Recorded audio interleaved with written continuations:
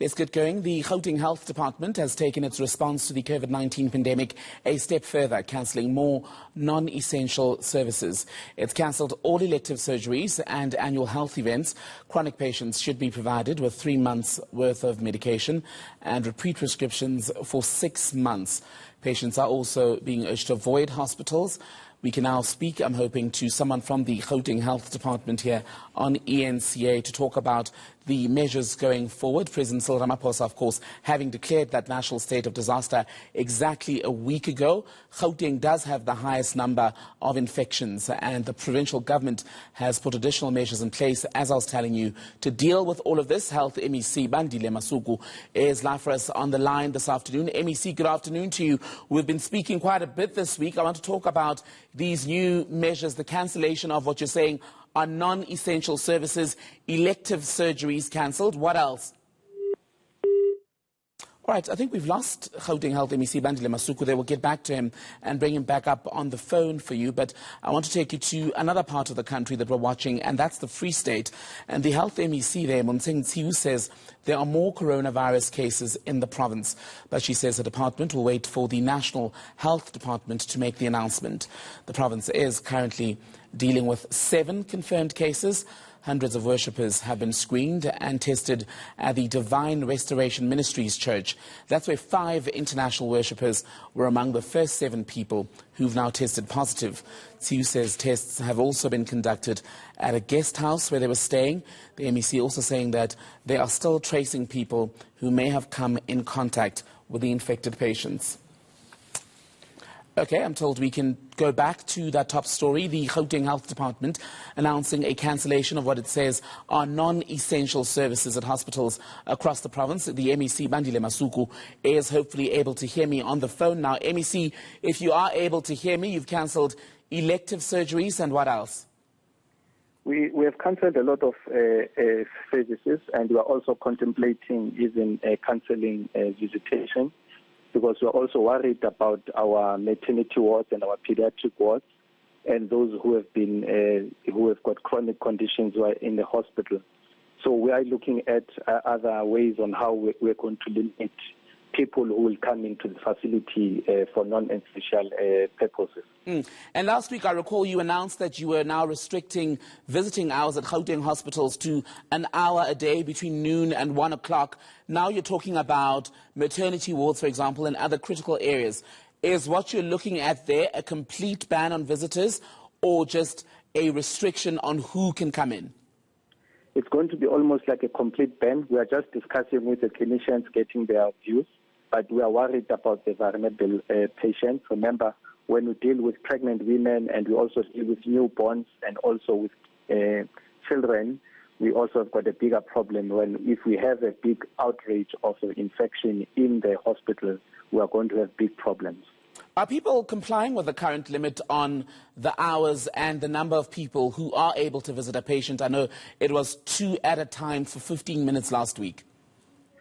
Currently, we are saying it's not perfect, but since the time we have announced, it has improved over that period. But remember also, we also need to have a way of getting everyone who gets into the facility to sanitize their hands and also to be able to have a safe distance with the patient.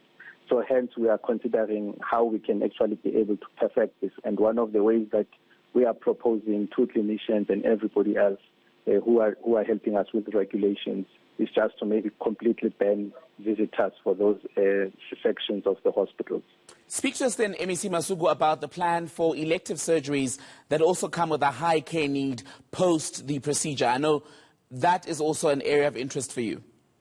Yes, and you know that we have a very pre-existing backlog on many of the surgical cases that we have.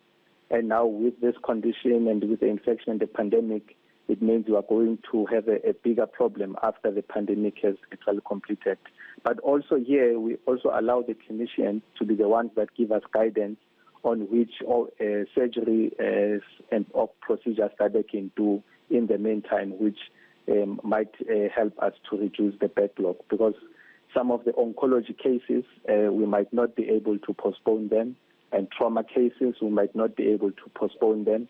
because those are the ones that when we postpone them, will end up having a worse of actual situation. But we are dealing with it, and something that after this pandemic, we'll have to work up a plan on the backlog. I may have missed this in the earlier response, MEC, but take us through the surgeries that are covered in the elective surgeries that will not be performed at all at this stage. Okay, like in obstetrics, we won't be able to do any total abdominal hysterectomies, particularly for benign conditions like your fibroid condition. For surgery, for orthopedics, we are going to put aside your hip replacement surgeries and other sexual surgeries like arthroplasty, which deals with a joint surgery. And those are the types that we are not going to essentially save life, but they will improve the quality of life. Those are the types of sexual surgeries that we are talking about. You're also looking at creating a separate area or separate areas at the various facilities for people with a cough or other flu-like symptoms. How long is that going to take precisely? Because Gauteng does have the highest number of COVID-19 infections and people are rightfully quite alarmed. Yes, we're trying to fine-tune our triaging procedure, where keys have been put out and spaces where we can be able to separate those who are just coming for emergencies like your respiratory conditions. And also we're trying to get some of the clinics in most of the districts across the province to do the specific triaging and specific testing for those who are coming with respiratory conditions and with suspicion of exposure to the virus. You've prioritized patients with chronic ailments. They're going to be given supplies that are months ahead. Break that down. Yes, we are working towards that all those who require monthly scripts, we're going to give them from 3 months to 6 months period. And also we're going to try and get a whole lot of people to register to be part of our central dispensing system for where they can be able to get their medicines from their nearby pharmacies and also from our boxes that we have throughout our facilities. There's one called Bandile box. There's one where you just get a message, you go in, you punch in the message, you get your medicine, you go. So these are the ones of us that we have started to implement to try and decongest our facilities even before the pandemic hit us. Now it's just the issue of escalating them. Final question then, MEC, as we see this rise in the number of positive results as far as COVID-19 is concerned in Gauteng, you were optimistic, as were some of your health workers, about your ability to be able to contain this outbreak in the province. What is the feeling amongst the department and staff as we see this rise? We are anxious, and our anxiety is based on the number of contacts that comes with confirmed cases.